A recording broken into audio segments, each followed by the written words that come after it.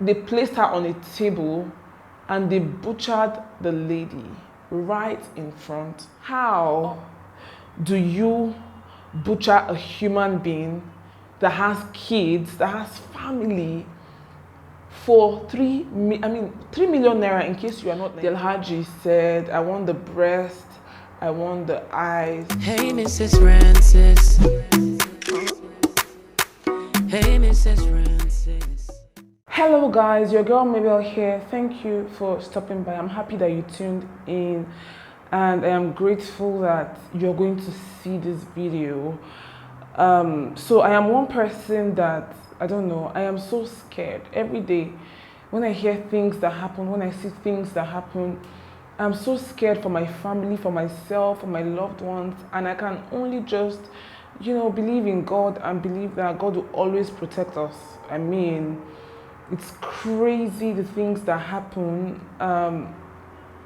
Because I'm scared, when I'm scrolling through social media and I see, anything that has to do with brutalization, dehumanization, anything that has to do with killings, death, and things like that, I do not watch because it disturbs me. It makes me start to pray every second. It makes me suspect everybody. It makes me not even want to go out. It just disturbs me. It makes me dream. I don't know if this happens to you, but this is what it does to me. So this one, I just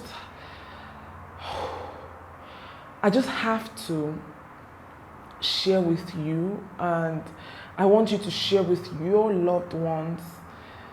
The evil that men do is crazy. I gave this video this title just so that I can attract you to see this thing for yourself, because it's definitely not me and it can never be me. It will never be me. It will not even be my enemy. Okay, it will not happen to my enemy. It will not happen to my loved ones. It will not happen to you watching. But it's always very good for us to, try and be as safe as possible and try and minimize the way we move around. I mean, we're in uncertain times all over the world. People are getting more desperate by the second for money, for fame, and people do the most. People do all sorts. So at the end of this video, you're going to see the original video. You're going to see the original content, but I'm just going to say or brief you so that you can understand what it is. So this lady was going to Port Harcourt from Lagos, and then she took a bus to Onitsha first. She got to Onitsha late at night, and then people were like, you're not going to see a straight vehicle to Port Harcourt from Onitsha, so it's best that you go to Owerri first. Then from Owerri, of course, Owerri and Port Harcourt, they are neighbors, yeah? From Owerri, you can now head to Port Harcourt. And then the lady, they told her that if she gets a bus from along the road, not from the motor park, but those buses that move along the road, if she can board any of those, it's going to be cheaper for her. And then she did. She said there were about how many now? I cannot remember. You're going to see that for yourself. I think about 8 of them in the bus, and then she just knows that somebody behind her just covered her face with a handkerchief, and then she dozed off, only for her to wake up and she saw herself in a very deep forest with her hands and legs tied. And then the first thing she did was, somebody help me. And they're like, is she mad? Does this place look like a place where she can shout? Do people shout in this kind of place? Is she mad? And then they started beating her. About 6 men started beating her, and their boss tore her clothes, and then she was naked. Of course, she was not the only one tied there. There were about 5 of them tied there. They opened her bag, scattered her bag, they got her phone, they asked her to open her phone and call her family, that she should call her relatives, she should give them her relatives' numbers. She did. And then they snapped her naked and they started to post the pictures to her family, and they called her relatives. They said she should speak to them, and then she was crying and she was like, please, they should help her.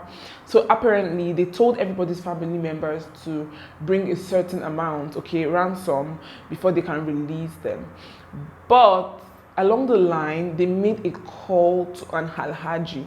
They called the Alhaji and they told him that, Alhaji, fresh meat, which part you want? The Alhaji said, I want the breast, I want the eyes, I want the, where now? The second to the last finger. They told the Alhaji that it was going to cost him 4 million, and the Alhaji said he was going to give them 3 million, and they were like, it's done. How do you butcher a human being that has kids, that has family, for 3 million naira, in case you are not Nigerian, cannot build you a standard house. It cannot even get you the best of cars. It cannot even go anywhere. It cannot do nothing. And this lady apparently said she was crying and saying that, oh, had kids, who would take care of her children and stuff. So they picked a lady beside her that had no family member. Yeah, the lady was like, she doesn't have parents, she doesn't have anybody, she's the only child. They placed her on a table and they butchered the lady right in front of the lady telling this story. And they cut the body parts just in front of her for the sum of 3 million naira. And even if it is for the sum of 200 million naira, how? How do you spend the money? How do you sleep? How have we gotten here? How? She said after a while, they came for the second person. They called another person. The person said he needs the girl's private part, her breast and her head. And they butchered the second person. They butchered the third person like that. And then they came and told her and the last lady there that, una lucky, oh, you guys are lucky. Your family has paid. Your family members have billed you. So una for just die like these other people. Because you know get how we go kidnap them, finish, we can't lose them. We can't gain any money. So as their family members not going to bring money, we had to sell them.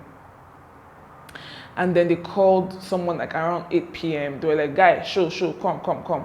And then a bike guy came. She was at the middle. One of the kidnappers was behind, because this was in a very thick forest, according to her. And then they got to the main road and they flung her out of the bike and threw her away and just left. And the other person too survived. So it's amazing how we live our lives and things happen all around the world. I just want to say this, the reason why I am making this, because this video apparently is not something that is all over the place. The reason why I am making this, I try as much as I can to make sure that I do not share bad news here. But we need to look out for each other. We need to look out for our family members. We need to look out for our friends. We need to be careful, please. Like somebody like me, I know they travel again. No, I'm not traveling again. Of course, I started my Nigeria travel diaries, but I cannot because times are not safe right now. And I have a baby, so I'm not ready to take that risk. And I thank God for the ones that I even went and came back safely. Every time we go out and we come back home, we can only do one thing: thank God. So the journey that you have to take, if it's not too important, I take God beg una, sit down for house. Anywhere you want to go, if it's not that important, I take God beg una, sit down for house. Do not move unnecessarily. If you have to move, please. If you have a cab guy, that's what I do. All these times that I travel, of course, I cannot just be entering public transport. You need to find a cab, somebody that you can trust, that can take you around. I know you cannot really trust everybody or anybody if you look at it well, but try and be as safe as you can. Okay, me, I dey fear. Even Uber, I dey fear. I'm scared. It's scary living in a world where things like this happen. I'm a human being. I dey fear. I always pray because not only God will save us. So if it's not important, please don't go. If you have to go to a motor park, a registered motor park, and take your vehicles from there, a vehicle from there, because at least they can trace one or two things when it is from a registered motor park. So I'm going to play the video for you to watch and see for yourself right after this. Yeah, I just feel some type of way. I don't know if it's the right thing I'm doing by sharing this on my platform, but I believe that I have to, okay? Um, yeah, share with your family. Please stay safe. Please be safe. Stay safe out there. Please stay safe. People are hungry.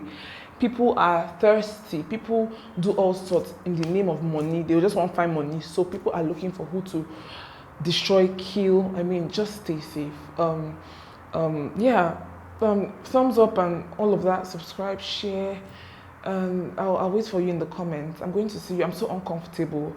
I'm going to see you in the next video. I love you guys. Bye. So watch the clip.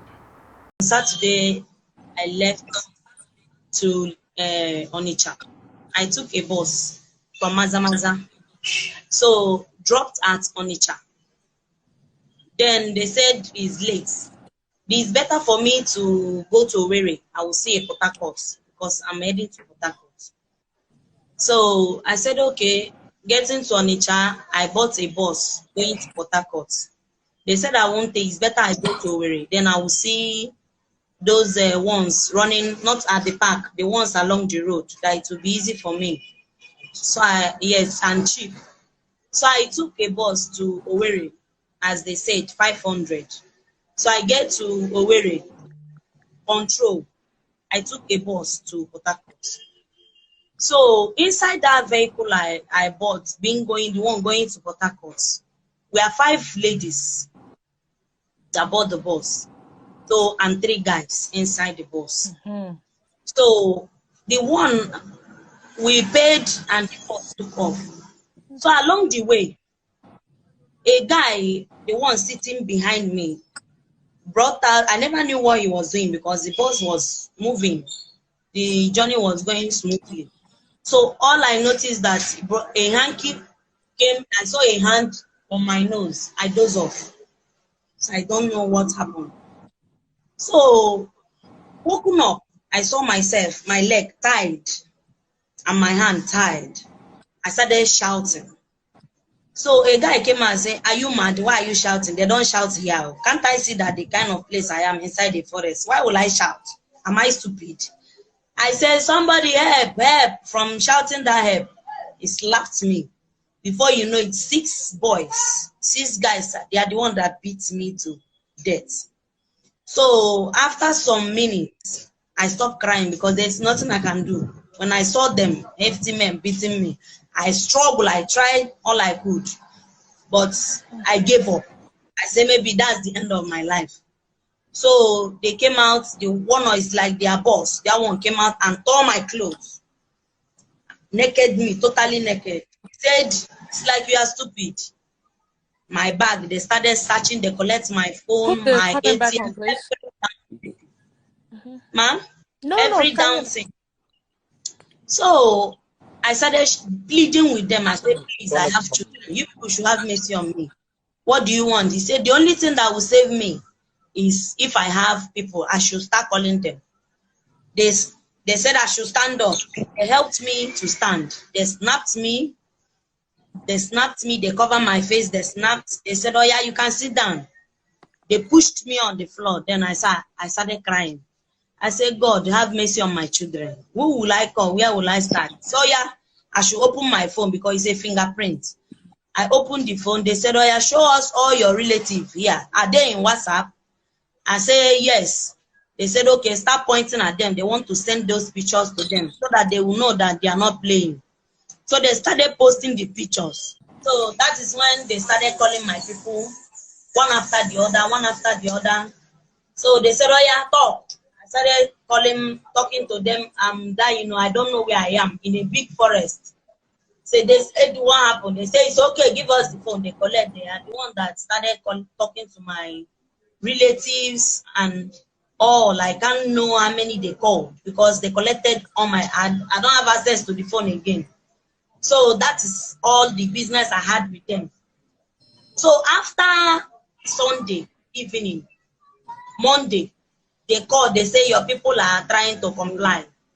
So then they came and meet the one sitting by my left hand side. They said, your people, you know, get people, nobody they call, or as this one, people they call about how it's like, now you be the next person where we go said.